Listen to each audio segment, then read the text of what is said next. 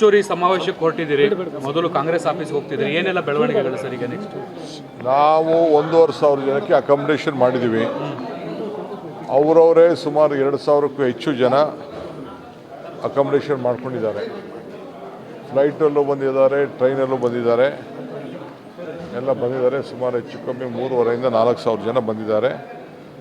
1,42,00,000 ಸಿಗ್ನೇಚರ್ನ ಮಾಡಿದ್ದಾರೆ. ನೋಡಿ ಉತ್ಸಾಹ ಯಾವ ರೀತಿ ಇದೆ ಅನ್ನೋದಕ್ಕೆ ಇಲ್ಲಿ ಸೇರಿರುವಂಥ ಎಲ್ಲ ನಾಯಕರುಗಳೇ ಸಾಕ್ಷಿ.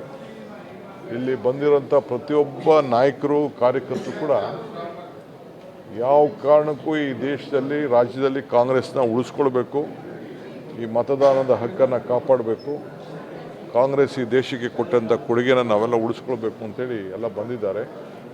ಅವರು ಯಾರು ಇವತ್ತು ಇಲ್ಲಿಗೆ ಬಂದು ಆಗಮಿಸಿದ್ದಾರೆ, ಇಂಥ ಒಂದು BJPಯವರು ಕೇಂದ್ರ ಸರ್ಕಾರ ಬೆಂಗಳೂರು ಡೆಲ್ಲಿಗೆ ಬರೋ ವಾಹನಗಳನ್ನೆಲ್ಲ ತಡೆದಿದ್ದಾರಂತೆ. ಈಗ ಬೆಳಗ್ಗೆ ಬಂದಂಥ ಮಾಹಿತಿ ನನಗೆ, ಯಾರನ್ನೂ ಎಂಟ್ರಿ ಮಾಡೋಕ್ಕೆ ಬಿಡ್ತಾ ಇಲ್ಲ ವೆಹಿಕಲ್ಗಳು ಅಂಥೇಳಿ.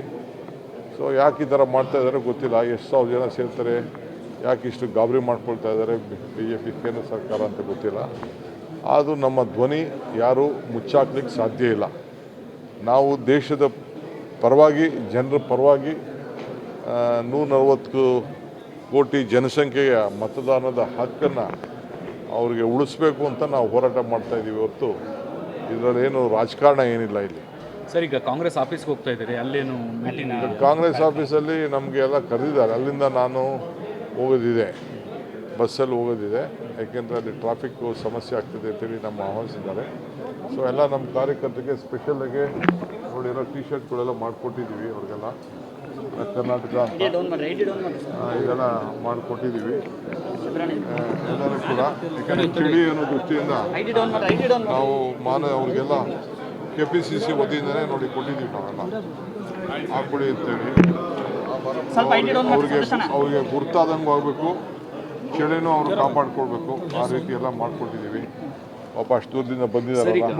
ಅಮಿತ್ ಶಾ ಅವರು ಹೇಳಿದರೆ ಕಾಂಗ್ರೆಸ್ ಸೋಲಿನ ಹತಾಶೆಗೆ ಈ ರೀತಿಯಾದಂಥ ಸಮಾವೇಶ ಮಾಡಿ ಆಯಿತು. ಅವ್ರ ಖುಷಿಗೆ ಏನು ಬೇಕಾದ್ರೂ ಮಾತಾಡಲಿ.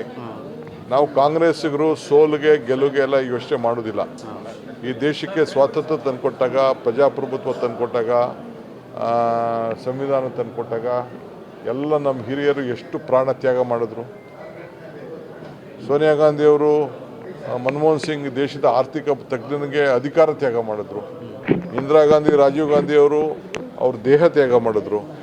ಜವಾಹರ್ಲಾಲ್ ನೆಹರು ಜೈಲಲ್ಲಿದ್ದರು, ಗಾಂಧೀಜಿ ಜೈಲಲ್ಲಿದ್ದರು.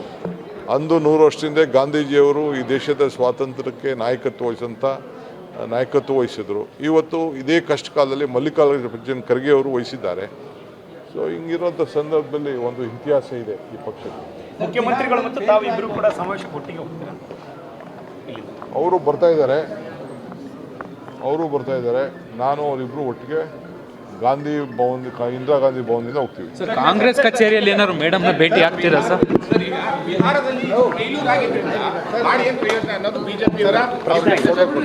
ನಾನು ಯಾವ BJPಗೂ ಉತ್ತರ ಕೊಡಕ್ಕೆ ತಯಾರಿಲ್ಲ.